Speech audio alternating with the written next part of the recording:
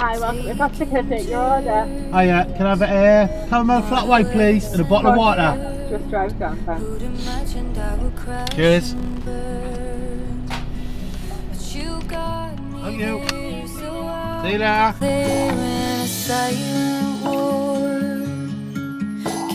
So the other day, fellas, a young lad called Jack reached out. He's like, Adam, do you want to do a review on my Fiesta? It's got like a screamer pipe on that. Full honesty, I didn't even know what a screamer pipe does. Like, to be honest, I never really paid much attention to these Fiestas. But they're pretty popular, so they must be popular for a reason, do you know what I mean? So we've got to go and meet them. We'll be there in like 2 minutes.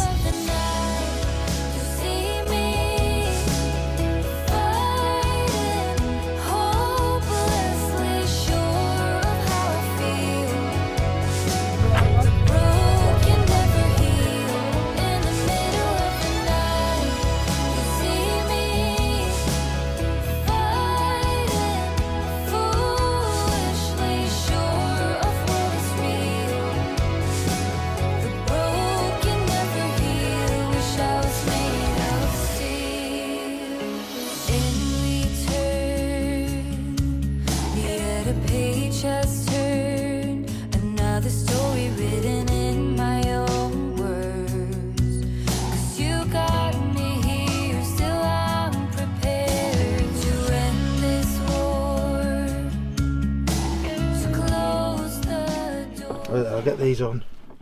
It's the second time I've been in one of these. Aye, 4-point. or harness. Aye. What's that? Put a seatbelt bit in it? Yeah, well they put the seatbelt ones. Are they? Yeah, the essentially, it was a little pointless fact, but essentially they're exactly the same as what came in the F40 Ferraris, the same belts. Shut up, man. That's what came as standard in them. Right, fellas, I'm here with Jack. He's just met up, he's brought his Fiesta ST. I was going to do it outside like I normally do, but it's a bit cold and my fingers are going a bit tingly, so I thought we'd get in the car and do it in the car. So what year's the car, Jack? How long you had it? It's 2015. I bought it in December 2017. Aye. So just over 2 years. Like, I'm going to be honest, mate, I know nothing about these cars. Like, honestly, very little. STs. What size engines in it? Are they 1.6s? 1.6 EcoBoost I. Turbo? Yeah. Should we go for a drive and we'll see what it's like? Yeah. I was laughing because when you messaged us on Instagram, I said, oh, what's the spec of the car? And it was literally like, it was just going on forever, the spec list on it. I was just going, my God, what's he done? Oh, there's not really an awful lot left from standard. Left to do with regards to sort of like changing bits. Aye.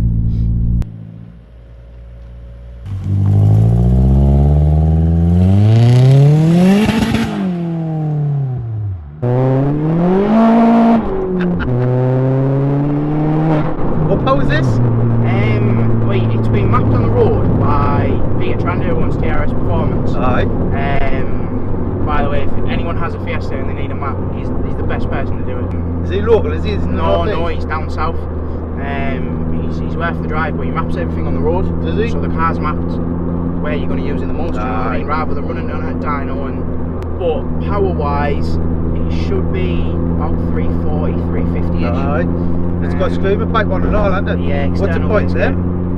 Like, I've got no idea what a screamer pipe's for. So the only reason this has got one on is we've got this has got a Borg 180 FR turbo on, and the standard penny valve wasn't letting enough exhaust gases out, so it was just over boosting constantly. Right. So it's just putting the car in a limp mode, because obviously at the minute it's still on standard engine, standard injectors and everything like that, so I needed to sort of take care of it a little bit more than if it was forged. We basically put a screamer pipe on it. My friend who owns AH Fabrications did it for me to let the exhaust gases out so we could control the boost better. Right. Plus, who doesn't like the sound of a screamer pipe when you send it, you know what I know. So, track this car, don't you? Yeah. Didn't manage to do that many last year. Did Cadwell Croft. Went to the Nürburgring with it, which wasn't a very successful trip. We did 3 sighting laps, 1 proper lap, and then on the second proper lap we came off on the back of a Bongard truck. You came off? Yeah. In this? Well, yeah, so there's a sensor in the bottom boost pipe that had like just gone. We didn't know what it was. We spent all day trying to fix it, couldn't fix it, and anyway someone said, well, have you tried this sensor? We thought it was a temperature sensor. Aye. Turns out it wasn't, it's a second MAF sensor. So fixed that and the car was brand new, but by this time we missed the track day. Aye. But I'll say one thing. The only thing I got passed by was a GT3 RS and a R35 GTI, so can't complain. I can. Right. What's your plans for the car in the future then? Are you keeping it? Are you selling it? Or, Wait, a bit like you, because you've always had things of selling it because you don't use it and you want something that's a bit nicer, so I've looked at like M3s because they'd be nicer to use on like just one and bits and bobs like that. Where do you want to go down there? Down back if you want, we'll just do runs up and down if you want. And I look at all sorts, look at M3s, M4s, everything really, but then I just drive this and I'm like, what's the point? I'm not going to sell it. So I look at all kinds all the time, mate. Like honestly, I'm always looking at what's for sale. I'm horrific for it, man. You want to see my eBay searches? Literally, I've just been looking at Skyline R32s. Oh mate, I love them. But again, that's going to be nothing like the Cosy though, isn't it? Aye, probably. But you can't really use it properly in this weather because they'll either rust or get charred. So do you know what it is? I didn't want something I can use all year round. I want something I can use in the summer, right? With aircon, that I'm not scared to leave parked up. E46 M3. Good shout, like, you know. Nah, I don't know. I've gone through the stage of looking at them. See, if I got one of them, it would have to be a soft top. Yeah. Just for the band, so I could enjoy it with the band, because the band likes a roof down. I look at all kinds of, honestly. Like Subarus at the minute, that's all I keep looking at.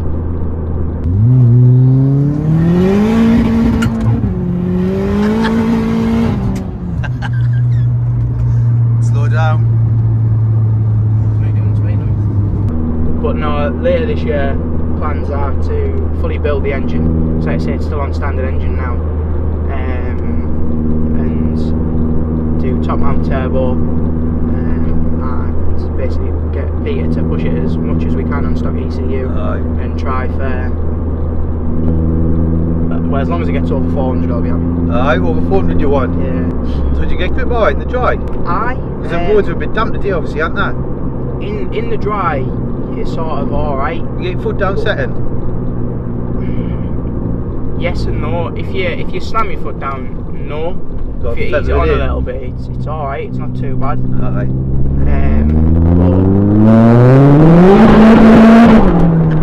It's just as soon in this weather, it just spins time. all over.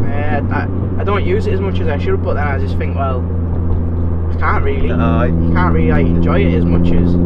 I bet if you took a Cosy on this weather, put its foot down, just go around the cycle. Aye, it would just spin up.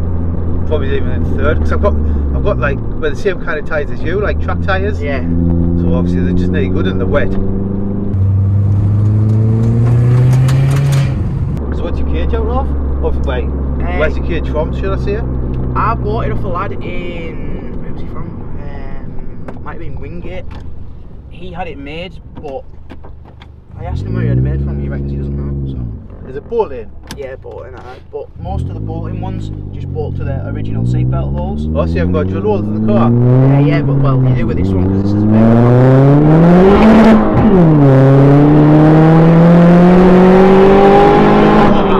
Dripping there, I wanted. He's not looking impressed. Yeah, I was impressed with that third there, mind. That's pulled a lot stronger than I thought it would have. It does, because it doesn't weigh a lot. Aye. And the way Peter's mapped it, it's like quite, it just keeps pulling. It doesn't get to like a certain, like some cars get like a certain revs and they sort of like out of puff, where this just keeps pulling. So it got a bigger turbo than standard? Yeah. Borg 1 at EFR, roughly the size of, if you compare it to a garage, it'd be like probably like a 28 or something. Aye. So, fairly big turbo for a for 1.6 small engine, but the way it's mapped, it doesn't really feel like it's got a huge turbo on it to get laddie. I try and keep the car as clean as I can, but this time of year it's a waste time, innit? Is it garaged? No, I don't have a garage driveway, which is unfortunate, but so I'm in the process of looking for a house, and the only thing I've said to my missus is don't care what else it has, just got to have a garage. I'm like that, like. As long as it's got a garage, I said you can have whatever you want, kitchen wise, whatever, I'm not bothered. As long as I've got a nice garage to put my car in, that'll do me. But it's a nightmare, mate, where I live. Like finding a house with a big garage. We nearly bought the shittest house you've ever seen just because it had a double garage. I was like, Amy, I was in a shit area, do you know what I mean? There would have been guns going off in the night and that, putting out cars. But I had double garage. I was like, Amy, come get this house, can we get it? And it was lush, that like the garage had like a pitched roof and double doors, and that was lush. Spot on. It was like, I'm not moving into that house. I was like, oh. It's like near me, there's a little place, a little like village. It's rough as you like. I mean, on the wall near this house that I looked at, someone had wrote on, Elven is a shithole. That's what sort of place it is, do you know what I mean? Anyway, I found this house on the corner, and the front window being put out, and I was like, but like the garage, mate, like you get 6 cars in the garage. I was like looking at that, I was like, that's mint. Perfect. And she was like, we're not living like Amy said, we're not living there. I was like, but why? Look at the garage. look at how much fun I can have in there. She's like, yeah, but the house will probably get set on fire. I was like, oh yeah, you're right. George had Stradman on YouTube. A bit high, yeah. Saying the house he wants to build, it's like a barn.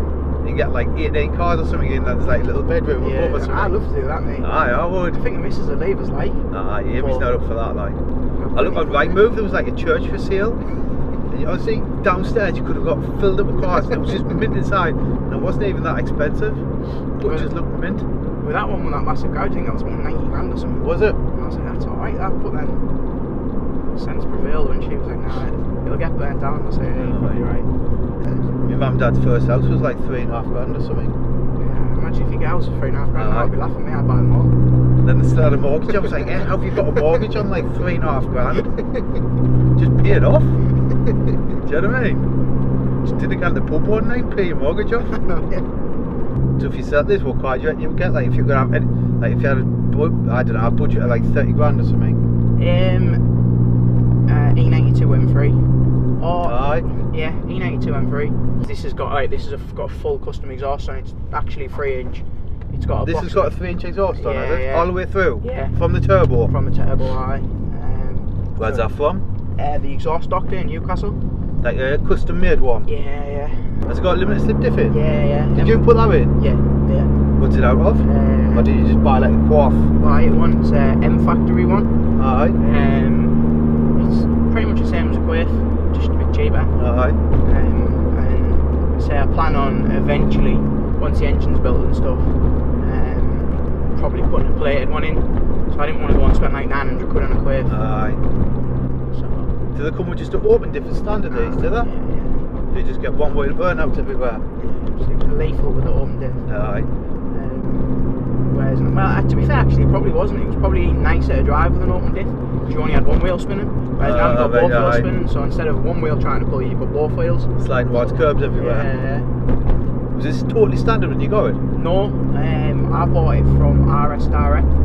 Oh, I've heard of them, I've seen them online. They're, to be fair, for modified Fords and stuff like that, I mean, they do a lot more now, but they originally started off just selling RSs and stuff. They're probably one of the best to buy from, but I bought this. The kid who had it before me took it to a company in Wakefield, put a hybrid turbo and that on, intercooler exhaust and everything like that. So I bought it and it was already 300 and something horsepower. Was it? Yeah. But I've changed the intercooler, changed the exhaust, changed the intake, changed the turbo. So everything that was on it when I got it, when I bought it, there's none of it left now. Aye. What intercoolers on it? AirTech Stage 3 AirTech. It's a nice size intercooler. Nice You big see it, like. intercooler.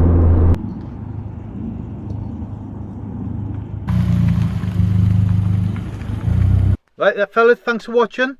Is there anything you want to plug, Jack? Some Instagram or anything like that? Yeah, just, I don't know if you can see it properly there, let's have a but look. the Track Attack Instagram for the lads. With that, if you just follow I'll leave it in the description, you can check it out. What is it like?